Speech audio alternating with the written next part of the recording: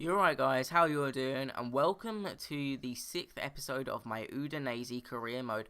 And we are going to be starting off this episode in the Serie A with a game against Inter Milan. We did just previously in the last episode, the last gameplay, AC Milan. Now we're playing their rivals, Inter Milan, at the San Siro. And this was going to be a hard game. I know how good Inter's team is. They've pretty much got a player in any position. I mean, they've got Handanovic, they've got Palacio, they've got everyone, and we are only 1 point behind them, so this was a very important game to try and win if we wanted to stay in the top 4 or the top 3 even. As you can see, I've already mentioned they've got a brilliant team. Palacio, Accardo, they've got Shaqiri, Guarin, not quite sure where Hernandez is, but they've got Medel, Kuzamanovic. They've got a pretty good back four as well. They've got Vidic, they've got Handanovic, they've got Campagnara, people like that. And here is how we lined up. Back to the original 11.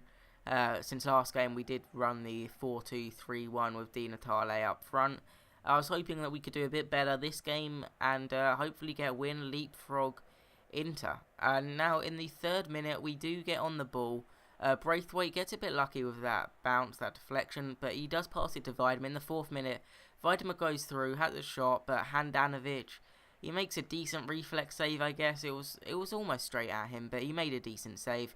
Now, from the resulting corner, Kone manages to cross it in, and we do get a header, but Handanovic manages to catch it before it goes in the net. Now, in the 12th minute, they do get we get a corner even, with Gabriel, I'm not quite sure, and Kone receives the ball, and I don't know what Handanovic was doing. I was praising him before this game, and I know he is a very good keeper in-game and also a very good keeper in real life. However, what is he doing? He dived right. I mean, I guess like he didn't know. It was so close he didn't know which way it was going to go. But if he just stood still, probably would have just hit him and bounced off him. However, in the 17th minute, they have a good chance. Kinesis, our goalkeeper, managed to make a good save. And I try and pass it out from the back as I always do. And we do indeed lose the ball. Guarin passing it into Icardi, and Icardi somehow managing to miss the target and not even make our goalkeeper work. Now, in the 41st minute, Shaqiri on the ball, crosses it in. However, we do get the header away. And that was it. That is how the half-time ended. We were 1-0 up going into half-time, thanks to an absurd goal from Kone, really. And in the 50th minute, they come forward once again. Shaqiri and a few others of his teammates having a nice passing movement there. And it does eventually fall out wide to Santon. Santon tries to cross it in, but Garbett managed to receive the ball and pass it out wide to Silva. However, it does go for a throw-in. Now, in the 60th minute, they were on the attack once again, and they were just controlling the game. Palacio to Medel, Medel to Shaqiri, Shaqiri to Palacio, and that was a brilliant goal. Guarin eventually putting in the goal. However, the passing movement, it just feels like in this game, I don't know if you've ever played Serie A League. I haven't actually played a Serie A career mode apart from this one, but it feels like Inter have one of the best passing, like, teamwork in the game, just with their passing, and it's absolutely outstanding to watch, really. It's quite amazing, and it's very hard to defend against. Now, in the 76th minute, they were on the attack again, and somehow Puskas was left at the back post, not even the back post, sort of the back area of the box from where the cross was. He was left unmarked. I'm not quite sure what our defence was doing. We had 2 men jumping for the ball on the same person, and that left George Puskas in space to slot it in for 2-1, and Bakuna misses our last chance, and that's how the game ended, 2-1, and Udinese board come up to us and say the last match was not one we wanted to see. I mean, I know we ended in defeat, but it was against Inter. You got to give me some slack here. Now, we do come up against Hellas Verona. We are at home this time for once. I feel like we haven't been at home in at least 2-3 games.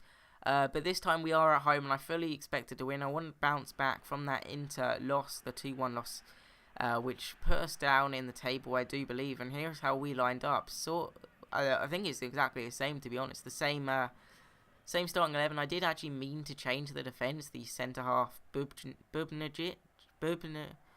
I just call him Bub, or Bub, whatever his name is. I didn't mean to replace him. I only played him for 1 game due to fitness reasons. But I actually forgot to replace him, so that was kind of unfortunate. Now, they played a 4-3-3, and the midfield, I mean, look at that name. Christodopoulos hardly fits on the whole of the formation thing.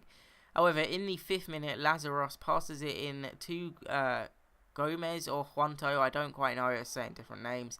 I believe one of them is his nickname. But they do hit the post in the 9th minute, which was it was very lucky for us. Now Pinsy passes it off to Bakuna. Bakuna can bomb down the wing. I know he can.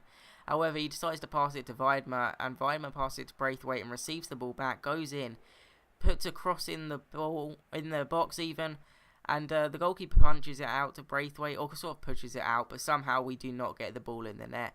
Now in the 27th minute, just before the half-hour mark, Gomez is back on the ball, passes it into Jankovic, I don't quite know again.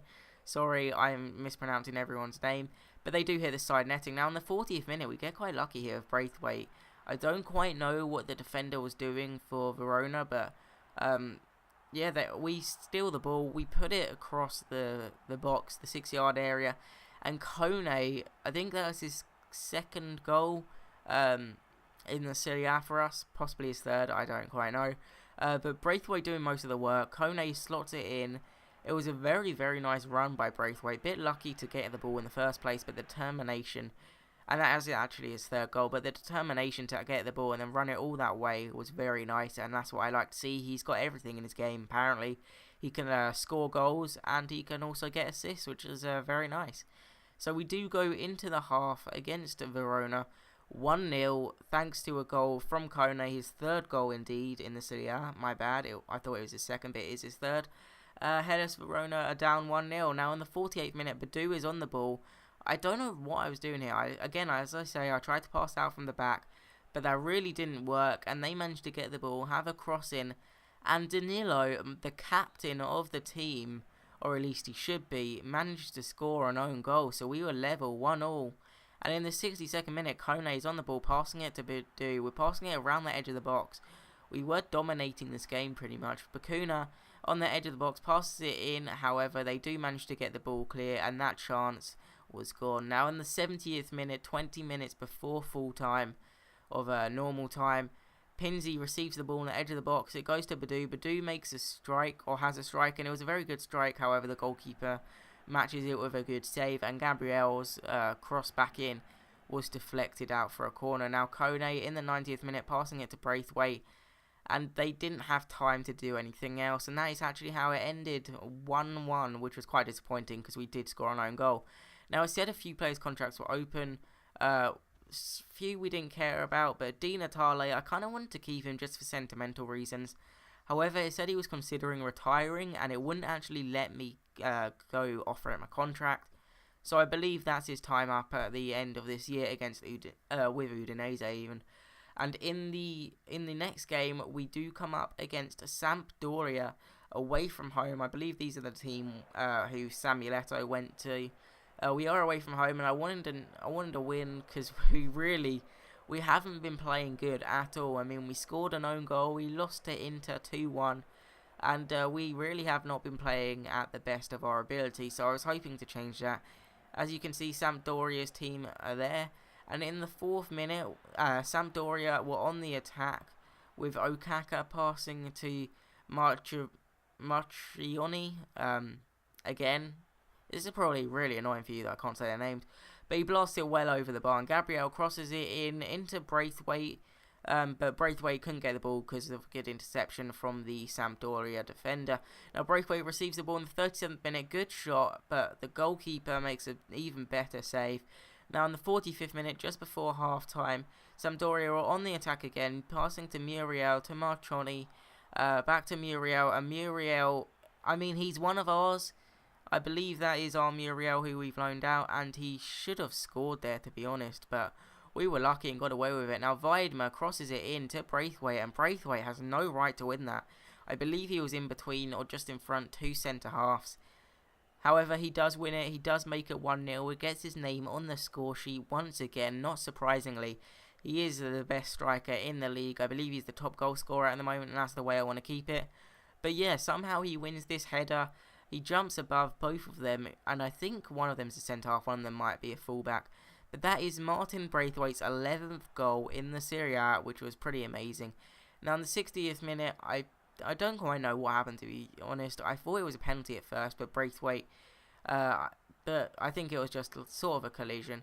Now in the 63rd minute, Braithwaite does some nice fake shots, and he does manage to score his 12th goal of the season against Sampdoria. He is currently on a brace in this game, and look at that trickery, finesses it in the corner. It was a lovely finish, and he is just on fire. He's found his form once again. He never really was off form, but now he's just you can't stop him really, to be honest.